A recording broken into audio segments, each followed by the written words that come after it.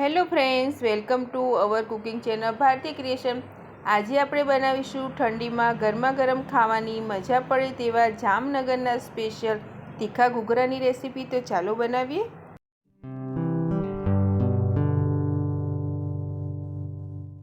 જામનગરના famous tasty અને તીખા ઘૂઘરા બનાવવા માટે આપણે 1 કપ મેદાનો લોટ, બાફેલા બટેકા, બાફેલા વટાણા, મરચાં અને આદુની પેસ્ટ, કાશ્મીરી મરચું, ગરમ મસાલો, આમચૂર પાવડર, ધાણા જીરું પાવડર, મીઠું અને ધાણા લઈશું। પહેલાં તીખા ઘૂઘરા બનાવવા માટેનો લોટ બાંધીશું। એ માટે 1 મોટો કપ જેટલો મેદો લઈશું। મેદાને આપણે સાઈડથી ચાળી લીધો છે અને વજનમાં જોઈએ તો 150 ગ્રામ છે। તેમાં આપણે ટેસ્ટ પ્રમાણે મીઠું મિક્સ કરીશું। ઘૂઘરા સરસ રીતે ક્રિસ્પી બને એ માટે 2 ચમચી જેટલું તેલની જગ્યાએ તમે ઘીનું મોણ પણ નાખી શકો છો।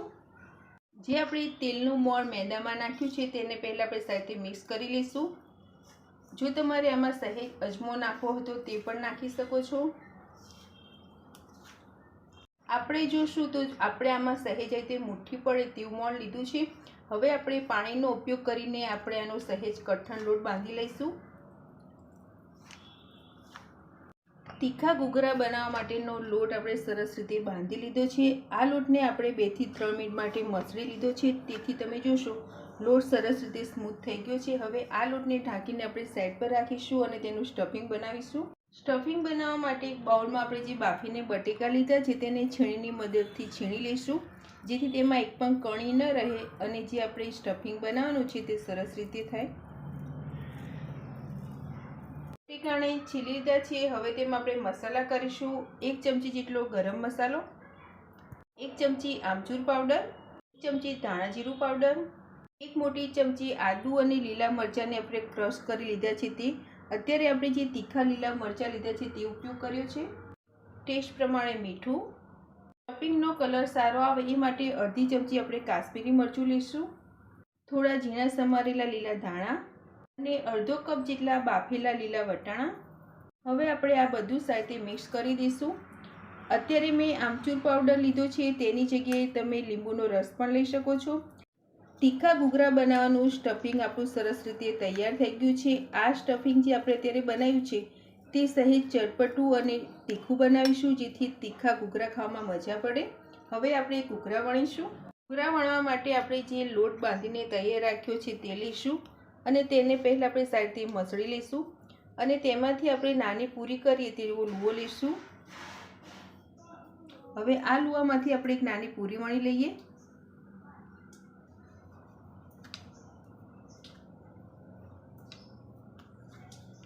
આમાંથી આપણે સરસ રીતે પૂરી વણી લીધી છે અને હવે તેની વચ્ચે આપણે જે સ્ટફિંગ કરીને રાખ્યું છે તે મૂકીશું।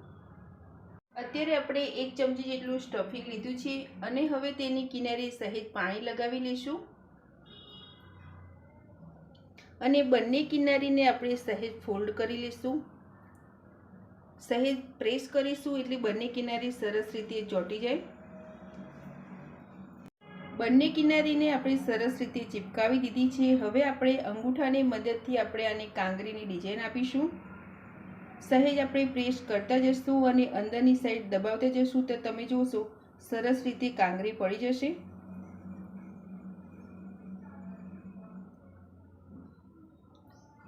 તો આપણો આ ઘૂઘરો સરસ રીતે તૈયાર થઈ ગયો છે। આપણે બધા જ ઘૂઘરા આવી રીતે વાળી લઈએ। બધા જ ઘૂઘરાને આપણે સરસ રીતે વાળી લીધા છે અને જેટલું આપણે મિશ્રણ બનાવ્યું હતું અને લોટ બાંધ્યો હતો તેમાંથી લગભગ 8 જેટલા ઘૂઘરા વળ્યા છે। હવે આપણે આ ઘૂઘરાને ડીપ ફ્રાય કરીશું।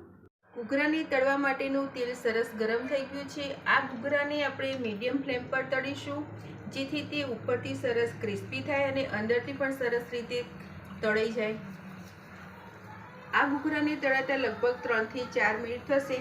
આપણે એકાદ મિનિટ જેવું થાય પછી ઘૂઘરાને પલટાવીશું અને બંને સાઈડ સરસ રીતે ક્રિસ્પી તળી લઈએ। ઘૂઘરાને આપણે બંને બાજુથી સરસ રીતે ક્રિસ્પી તળી લીધા છે। લગભગ 6 થી 7 મિનિટ થાય છે। આપણે આને મીડિયમ ફ્લેમ પર જ તળ્યા છે, તેથી તમે જોશો એનો સરસ રીતે કલર આવી ગયો છે અને ક્રિસ્પી પણ સરસ તળી ગયા છે। તો આ ઘૂઘરાને આપણે પ્લેટમાં કાઢીશું અને બીજા ઘૂઘરાને પણ આવી રીતે તળી લઈએ।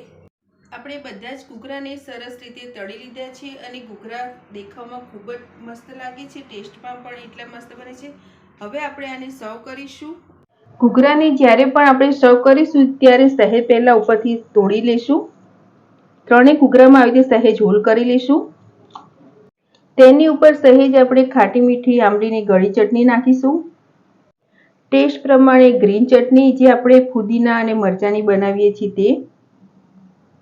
થોડીક મસાલા સિંગ. ચટણીઓનું પ્રમાણ તમે તમારા ટેસ્ટ પ્રમાણે વધુ ઓછું લઈ શકો છો. તેની ઉપર સહેજ આપણે ઝીણી સેવ નાખીશું.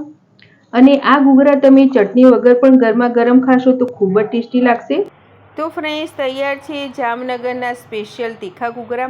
તમે ઘૂઘરા તો બહુ બનાવ્યા હશે, પરંતુ એકવાર આ ઘૂઘરા જરૂર ટ્રાય કરજો. ખૂબ જ ટેસ્ટી બને છે અને બનાવવામાં સિમ્પલ તો છે જ. જો તમને મારા ઘૂઘરા બનાવવાની રેસીપી સારી લાગી હોય તો મારા વિડીયોને લાઇક, શેર અને આવી જ નવી નવી રેસીપી જોવા મારી ચેનલને સબસ્ક્રાઈબ કરજો. મારો વિડીયો જોવા બદલ થેન્ક યુ.